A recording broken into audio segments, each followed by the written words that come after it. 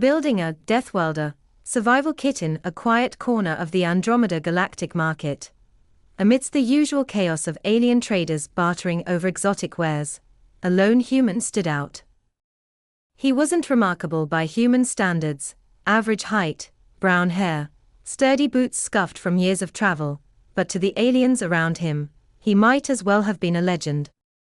The human was a Deathworlder, hailing from Earth, a planet renowned across the galaxy as one of the most dangerous habitable worlds. Dangerous fauna, volatile weather, shifting tectonic plates, and even the humans themselves. Survivors of such a world were something to behold. The human, Daniel Green, was assembling a survival kit. "What's this for again?" asked Zach, a merchant from the serene waterworld of Ulnara. His gelatinous body quivered slightly as he gestured to a titanium knife Daniel had just added to his basket. "It's for survival," Daniel replied matter-of-factly. "You'd be surprised how many problems a good knife can solve." Zach's gelatin rippled in what Daniel had learned was the Ulnaran equivalent of a shudder. "Problems like what? Surely a distress beacon would be more effective." Daniel smirked. "Sure, if you're lucky enough to have someone nearby to answer. But when you're on a death world, you don't rely on luck. You rely on preparation." Curious, a few other merchants had gathered to watch the human's peculiar shopping spree. Daniel was unfazed by the attention. If anything, he welcomed it. Deathworlder stories always drew a crowd, and he was happy to share some of Earth's hard-earned survival wisdom. "All right, let's go through the basics," Daniel said, placing the knife into a compact backpack. "First, you need tools for shelter and fire." He held up a spool of paracord and a lightweight thermal blanket. "This stuff can save your life when temperatures drop or storms roll in. And this," he added, brandishing a magnesium fire starter, "works even when it's wet." "Fire?" asked Krish, a reptilian trader whose homeworld had no open flames. "Why would you need fire? Isn't that dangerous?" Daniel laughed. "On Earth, fire's one of the best tools we've got. Keeps predators away, cooks food, purifies water, and keeps you warm. Dangerous? Sure. But so is freezing to death." Krish hissed softly, his scales shifting to a pale green hue. "I'll take your word for it, human." Next came the water purification gear. Daniel held up a compact filtration straw. "Never assume the water's safe. This little gadget will filter out bacteria and parasites. And if you've got doubts, boil it.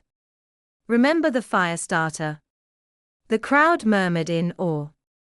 The concept of contaminated water was foreign to many of them, whose worlds provided clean, nutrient-rich liquid naturally. "Now, food," Daniel continued, pulling out vacuum-sealed ration packs. "These are calorie-dense and last for years.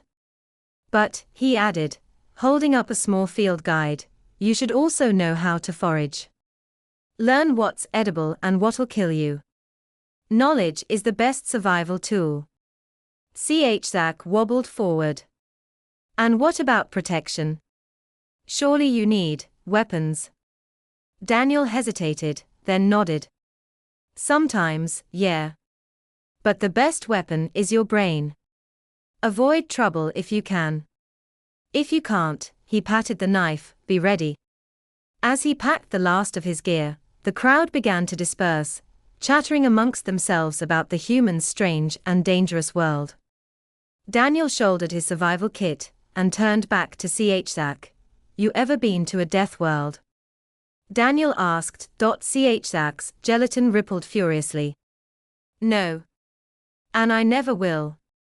Daniel grinned. "Good call. But if you change your mind, let me know. I'll build you a kit." And with that, the Deathworlder walked off into the bustling market, his survival kit ready for whatever the galaxy might throw at him.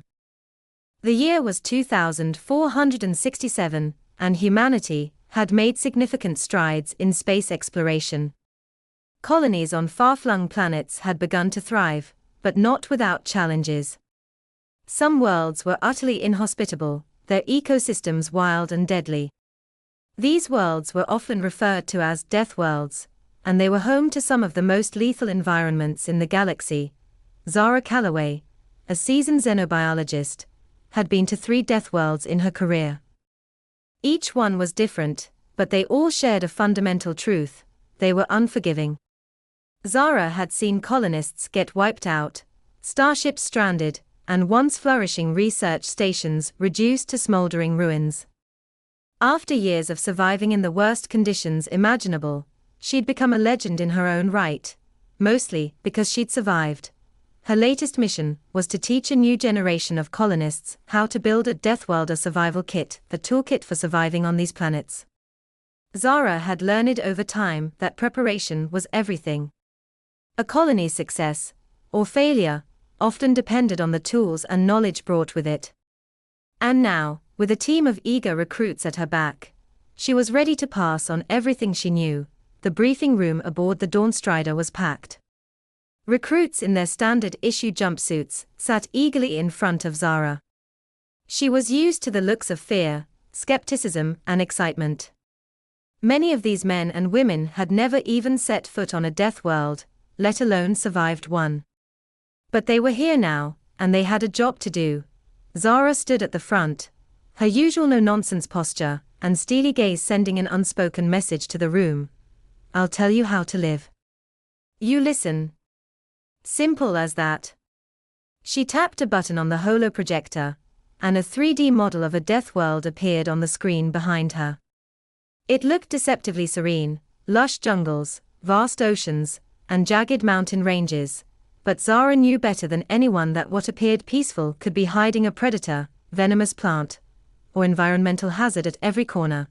The kit we're going to design today has one purpose, she began, her voice cutting through the murmurs. It will keep you alive long enough to make it through your first 48 hours on a Deathworld. You don't need luxury or convenience. You need survival. The basics. Zara began pulling up items on the hologram, detailing each one carefully. Point 1. Personal shield generator. No one wants to get eaten or crushed, Zara said, raising an eyebrow at a few nervous chuckles in the crowd. This is the first item you'll need. A personal shield generator. It's compact, battery-powered, and will protect you from most projectiles, bites, or environmental hazards like extreme temperatures. But don't get cocky, it won't stop everything. Some creatures, like the Skelshan raptor from Veltha 7, can punch through standard shielding. The recruits looked at each other, wide-eyed. A Skelshan raptor was the stuff of nightmares. Zara didn't pause. This won't make you invincible. If you find yourself facing something faster, stronger, or more deadly, don't fight it. Get the hell out. 2. Omnitool. She tapped the air, and a multipurpose tool appeared. It looked like a small, sleek device, no bigger than a hand. The Omnitool is your second most important item. It has sensors, medical diagnostic functions, and environmental analyzers. You can use it to identify plants and animals, check for toxins in the air or water, and even fabricate basic tools. It also has a built-in emergency signal, which can be used to summon rescue in case of disaster. One recruit raised his hand, hesitant. What if we get separated from our group? Will the signal work? Zara nodded grimly. Yes, but it won't guarantee a quick rescue. Deathworlds are often far from any immediate support. The best signal is always your wits. 3. MREs, meals ready to eat. A group of small, vacuum-sealed packs materialized in the hologram. These will keep you alive for about 3 days, depending on your activity. The real trick is to ration them, because food on a Deathworld is tricky. Some things are edible, but most are toxic to humans. It's best to not take chances. MREs are easy to prepare and give you essential nutrients. But remember, don't ever eat anything that isn't identified or recommended by your Omnitool. 4. Biome regulator. Your fourth item is a portable biome regulator. Think of it as a tiny atmosphere generator. Deathworlds can have atmosphere compositions that make humans vulnerable.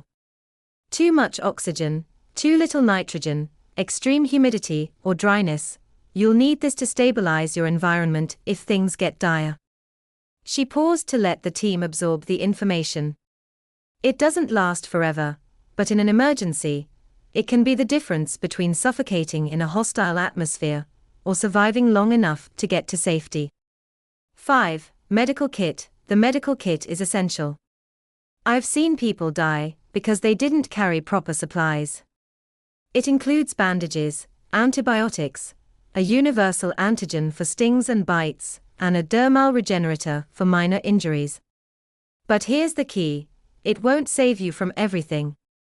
If you get a deep laceration or an infection, it could still kill you if you're not careful. She stared hard at the recruits. On Deathworlds, there are no minor injuries. Everything can kill you. 6. Transient shelter. Zara waved her hand again, and a small collapsible tent appeared. It was sturdy, lightweight, and could be set up in less than 10 minutes. Do not underestimate the importance of shelter. You'll face everything from violent storms to hazardous radiation. The transient shelter will protect you from the elements for 48 hours. After that, it's up to you to find more permanent shelter or get rescued. 7. Firestarter kit. Finally, the firestarter kit. You might need fire for warmth, signaling, or even cooking food if you're desperate. Fire is a universal survival tool, but getting it on a death world is no easy feat. Conditions can vary wildly, from oxygen-rich jungles to arid deserts. She glanced around, reading the room. It's the old adage: fire makes you visible, but it can also keep you alive. Use it wisely. Zara paused and let the silence settle over the room. The recruits were processing everything. Some looked terrified. Others looked resigned. Some looked ready to ask questions. She folded her arms. Any questions? No. Good. Get used to the idea that surviving on a death world will push you to your limits. The kit will help, but it's your mind that will keep you alive. Remember, your best tool is not the shield generator or the medical kit. It's your ability to think, adapt, and survive. And that's what I'm here to teach you. The recruits were silent for a moment, then one of them stood. How do you know all of this? The voice was small, tentative. Zara met his gaze. Because I've been there. And I've lived to tell the tale. So listen closely, because you don't want to be the one who learns the hard way. And with that, the survival lesson began. The recruits may have feared the death worlds, but Zara knew that fear could be managed, if you were prepared. Trial by fire. The following week, the recruits were aboard the Dawnstrider, a rugged transport vessel designed for deep space expeditions. The ship hummed softly as it cruised toward the nearest death world, a planet called Ataris 5, notorious for its extreme weather patterns, towering megastorms, and hostile fauna. Zara had made it clear. This wouldn't be some cushy training scenario. They would be dropped onto Ataris 5 for a 72-hour survival trial, and only those who survived would be considered fit for full deployment. The recruits, though terrified, had no choice but to trust the kit they'd packed, and Zara's guidance. The drop zone was a dense jungle, but unlike anything the recruits had ever seen. The trees were towering spires of bioluminescent foliage, casting an eerie glow in the dusky light. Insects the size of birds zipped past, their wings creating a constant low hum. The ground was a soggy mess of shifting mud, and an oppressive heat clung to the air, making it hard to breathe. Zara didn't waste time with pleasantries. She grabbed her own gear from the transport and gave the recruits one last, piercing look. Everyone remember the plan. She barked. You have your kits. You've been trained. Now, use them. One recruit, young, barely out of his teens, looked at her, wide-eyed and visibly shaking. Zara's lips pressed into a thin line. "Fear is your first enemy," she said sharply. "You won't outsmart a predator by panicking. You outsmart it by thinking. And you'll think better if you stay calm. Now, move out. Keep the group together and don't wander off. There's a safe zone marked on your omnitools. Head there, stay there. We'll meet at the designated extraction point in 3 days." She turned to the rest of the team and motioned toward the dense jungle. "Let's go." The jungle quickly became an alien labyrinth. The air was thick and oppressive, the humidity making the recruits' clothes stick to their skin. The ground seemed to shift underfoot, threatening to swallow their boots in thick muck. Zara led the way with confidence, her every step measured, her eyes darting around constantly. She knew exactly what to look for, those subtle signs that something might be hiding just out of sight. About an hour into their trek, Zara came to an abrupt halt, signaling for the others to do the same. She crouched down, inspecting the ground. The recruits followed suit, confused. "Do you see that?" she whispered, her voice low but sharp.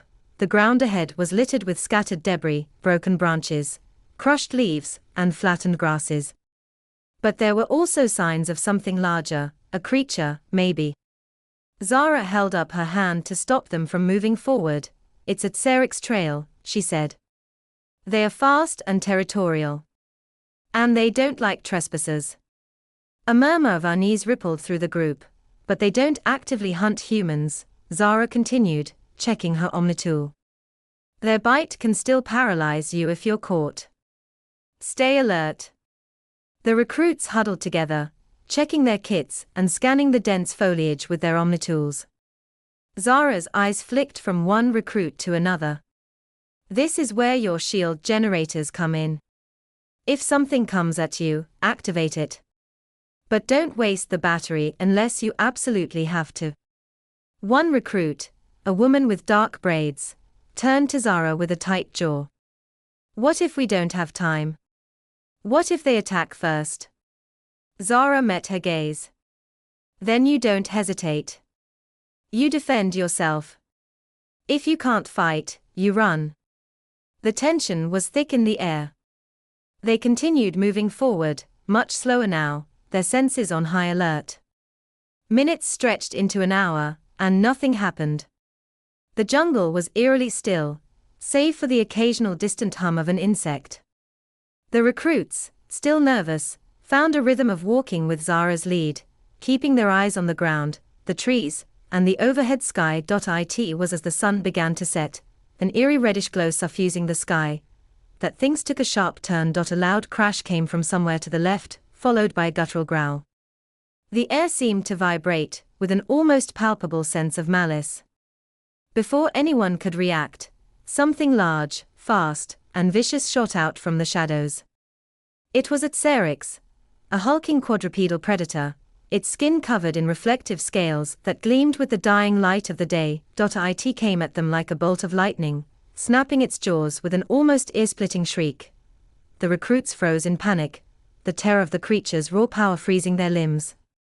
But Zara was already moving. She pulled the trigger on her omnitool and slammed the button for her shield generator, a transparent blue barrier surrounding her body with a software that Sarek slammed into her shield with bone-rattling force, but the generator held firm, and the creature skidded back. Zara didn't waste a moment. Her eyes flicked to the recruits. "Activate your shields now," she shouted, even as that Sarek circled them, its muscles rippling beneath the scale-like skin. The recruits scrambled, fumbling with their omnitools. The shield generators hummed to life, surrounding each of them with a shimmering protective barrier. Zara's face hardened as that Sarek's launched itself again, this time at one of the recruits, a young man, barely 20, who had hesitated in his panic. He didn't raise his shield in time. Zara saw that Sarek's jaws snap close around the recruit's arm. "No," she screamed, and without thinking, she sprinted toward him, grabbing a combat knife from her kit. She lunged at the creature, aiming for its throat. That Sarek snarled and turned to face the new threat, releasing the recruit's limp body to swipe at Zara. But the shield worked. Zara's barrier absorbed the hit, deflecting the vicious claws. She was already in motion, her knife aiming for the creature's neck. With a precise strike, she drove the blade deep into its soft throat, severing the arteries. The Xerix let out one final howl, staggered back, and collapsed, twitching as it died. Zara stood over the creature, chest heaving with exertion. The recruits were frozen in place, staring in stunned disbelief at the scene. The young man with the injured arm was cradling it to his chest, tears streaming down his face. "Is he going to be okay?" one recruit asked, voice trembling. Zara glanced at the injury. Blood was pooling around the torn flesh, but the wound wasn't fatal. "He'll survive," she said, her voice calm, though her eyes were cold with the reality of the situation. "Get him stabilized. Use the medical kit." As the recruits quickly tended to their fallen comrade, Zara's mind raced. That was just one predator, but there were many more on this world. And every one of them was capable of killing a person in seconds. "We've still got a long way to go," Zara said, voice hard. "But now you've learned something important. Out here, hesitation gets you killed. Fear gets you killed. You need to act, and you need to act fast." She took a deep breath, glancing at the sky. The sun was almost gone, and the night was about to fall. And with nightfall came another danger. This is only the beginning. Now we move. Stay close, stay sharp. As the recruits began moving again, a newfound sense of urgency filled the air. They were no longer just students of survival. They were now participants in a brutal game of life and death. They had seen the face of danger. They had survived. But survival was never guaranteed, and Zara was already thinking 2 steps ahead. She wasn't just teaching them to survive on Deathworlds, she was teaching them how to live. The night is dark and full of horrors. The jungle of Ataris 5 was even more treacherous under the cover of night. The temperature dropped sharply as the last remnants of daylight slipped beneath the horizon. Humidity rose, turning the air thick and damp, and the eerie glow of bioluminescent plants bathed the surroundings in an unnatural, ghostly light. Every rustle of the trees seemed amplified in the stillness, and every shadow seemed to carry the weight of 1,000 unseen eyes. Zara led the group through the darkened landscape, the soft hum of their shield generators providing a faint comfort in an otherwise menacing silence.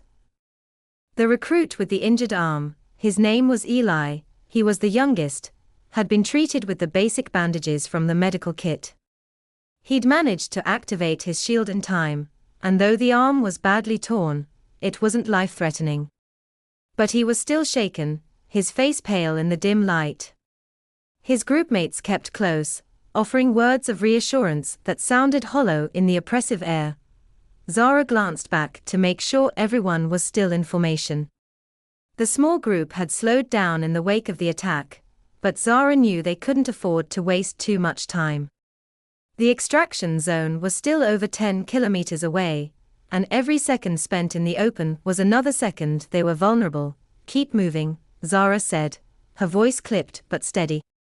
"We'll make camp in another hour. Stay alert." The recruits nodded, but the unease was palpable. They had seen their first taste of the world's horrors, and now they were wide-eyed and hesitant, jumping at every noise. But Zara wasn't worried. She knew how fear worked. It was a tool, one to be used, not a beast to be slain. The recruits would adapt, or they wouldn't last the 72 hours.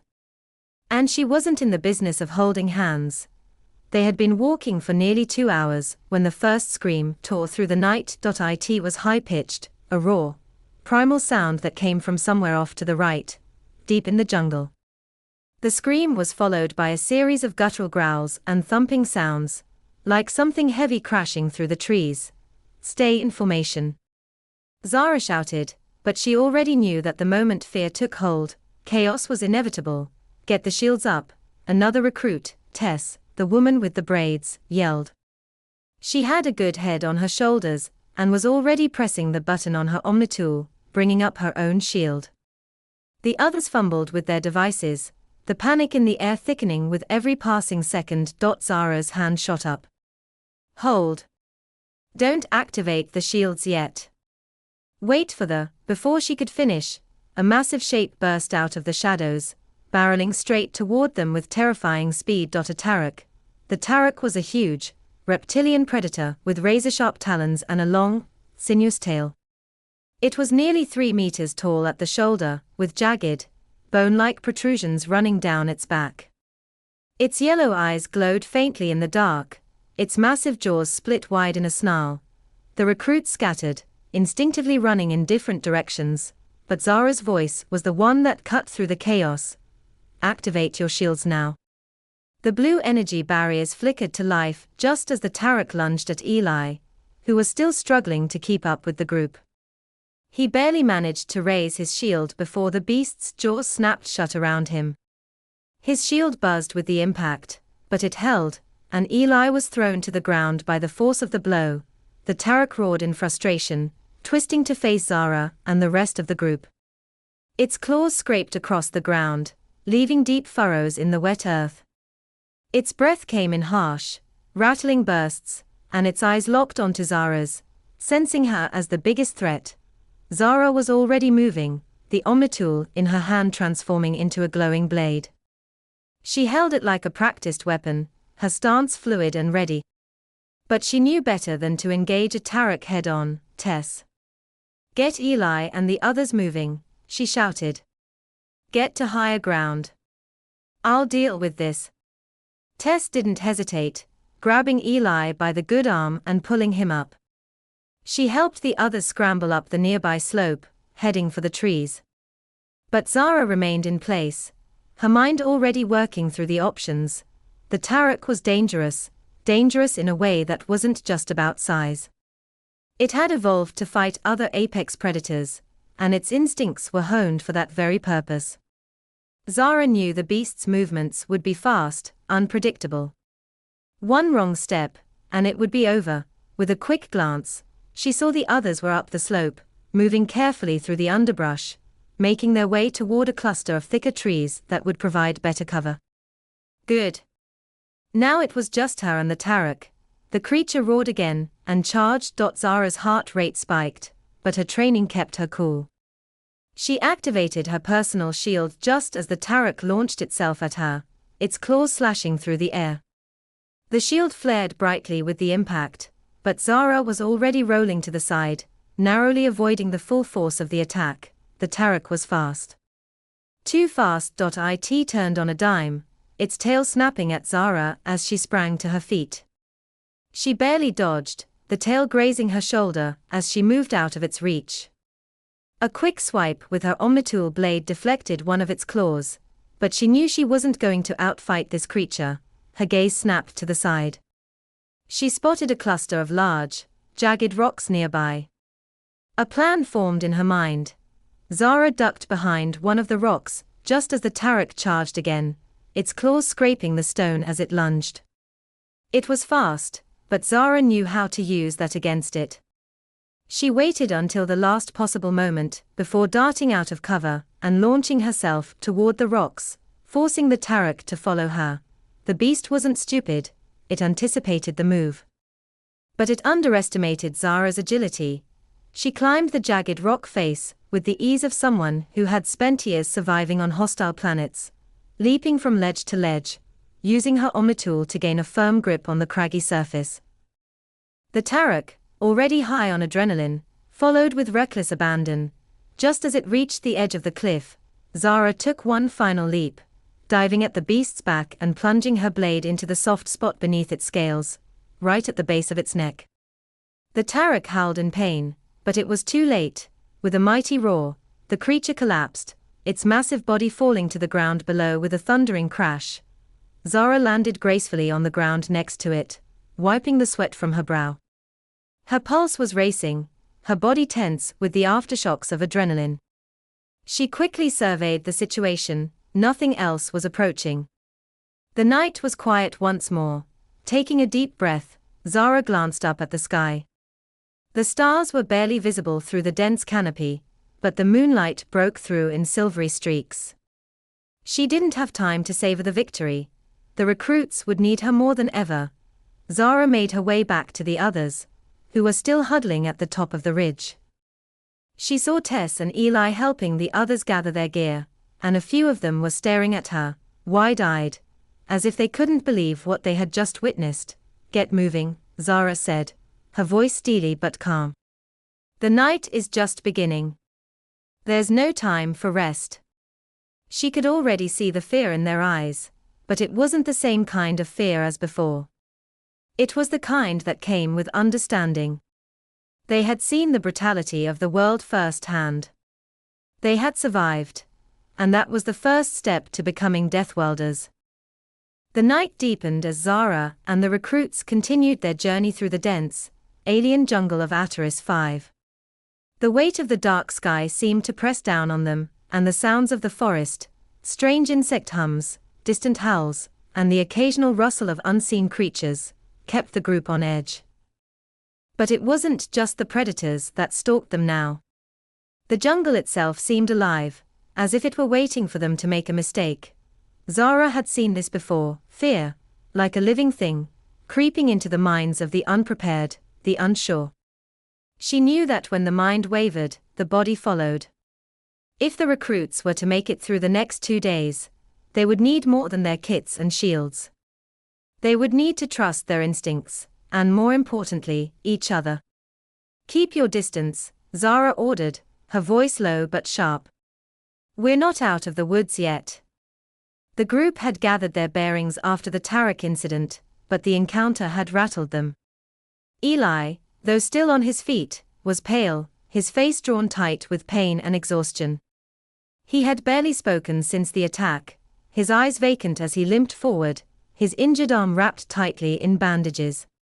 Tess, who had been by his side, was still shooting worried glances at him, but she kept her focus, her shield up, her steps sure. Zara had learned long ago not to waste time with false reassurances. The fact was, in a place like this, if you showed weakness, it was often you who became the prey. The first sign that something was wrong came when they hit the river. It was a vast, sluggish thing, winding through the jungle like a snake. The water looked deceptively calm, but Zara's instincts told her otherwise. "We need to cross," she said, eyeing the distance across the river. "There's a bridge up ahead, but it's not far. Let's move fast and quiet. Keep your shields active, but conserve energy. We don't want to attract anything." The group nodded, but the tension was palpable. Crossing a river on a death world wasn't as simple as just stepping into the water. Ataris 5's rivers were known to harbor amphibious predators, silent, lethal things that moved faster than most creatures on land. Zara had no intention of getting trapped in the water. As they made their way along the bank, the jungle seemed to hold its breath. The air grew heavier, the scent of wet earth and decaying plant matter growing more intense with each step. Then, suddenly, it came. A sound like thunder. A low, rumbling growl from the depths of the jungle. Zara's eyes snapped up, her body immediately going on high alert. "Shield up," she barked. "Get to cover." Before anyone could react, the first karks shot out of the underbrush. The karks were massive, quadrupedal creatures with long, sinuous bodies, covered in dark, spiny scales. Their glowing yellow eyes flashed through the gloom like headlights, and their mouths, filled with jagged teeth, opened wide in a terrible snarl. They were quick, faster than any terrestrial predator Zara had encountered, and they hunted in packs. This one, however, was just the first. More emerged, their growls reverberating through the air as they closed in from all sides. Zara didn't hesitate. She gripped her omnitool tightly, readying her combat blade, but she knew the real danger lay in the pack's movements, not the individual creatures. The karks were intelligent, predatory, calculating, and relentless. "Form a defensive perimeter," she ordered. "Back to back. Don't let them flank us." The recruits, though shaken, did as they were told. They formed a tight circle, shields up, weapons drawn. They had learned something in the last few days. Fear could be managed, as long as you had the tools to survive. And they had learned how to use their shields, even under pressure. Zara didn't let her gaze waver as the first carcass launched itself at them, its claws digging into the soft earth as it propelled itself forward with terrifying speed. The recruits were ready, most of them activated their shields just in time, deflecting the first attack. But one recruit, Marcus, faltered. The carcass's claws ripped through his shield with a sickening screech, knocking him off his feet. He cried out in pain, a jagged gash opening up across his chest as he hit the ground. Marcus. Tess screamed, but Zara had already moved. She was on him in a heartbeat, grabbing Marcus by the shoulders and dragging him behind the line. The carcass was still coming, its eyes locked on its new prey, but Zara was faster. She activated her blade and launched herself forward, aiming directly at the carcass's vulnerable throat. The creature roared, snapping its jaws in an attempt to catch her, but she dodged, her movements precise. With one clean strike, she severed its jugular, and the creature crumpled to the ground in a heap. The rest of the pack hesitated, sensing the change in the air. Zara's blade was coated in thick, black blood, but there was no time to celebrate. The others were still coming. Get the medical kit. Now. Zara shouted. Marcus is injured. Get him stabilized. The group scrambled to help, some staying on guard, their shields still humming with energy, while others rushed to aid Marcus. Tess knelt beside him, her hands shaking as she pulled out the medical supplies, applying pressure to the wound and trying to keep him conscious, but the carcass were relentless. Their growls grew louder, and more emerged from the jungle, their bodies low to the ground as they prepared to attack again. Hold them off. Zara commanded, her voice steady but urgent. I'll cover you. Get him treated and ready to move. She moved quickly, sweeping the area with her omnitool. The device's sensors pinged, showing the positions of the approaching carcass. She knew she couldn't fight them all, not with Marcus still injured and the rest of the group in a vulnerable position. But she could buy them time. With one swift motion, she launched a distraction, a flare, bright and blinding, arcing high into the sky.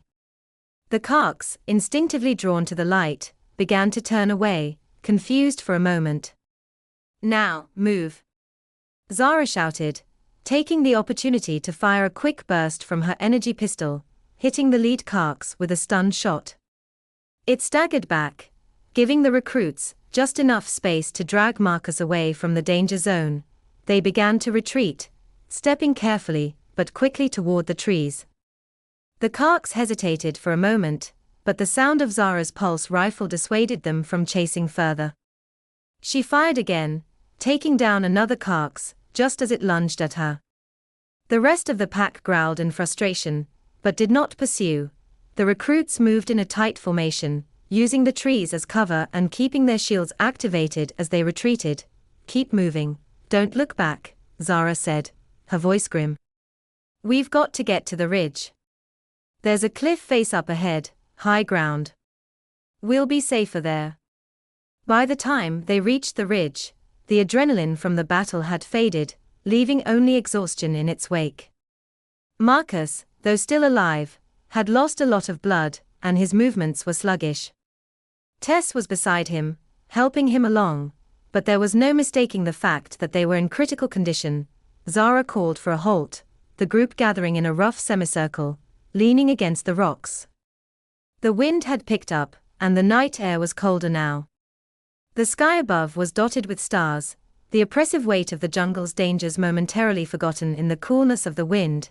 Listen up, Zara said, her voice steady despite the toll of the day. You've been tested. This is no longer just about surviving. This is about choosing to live. You don't get to quit.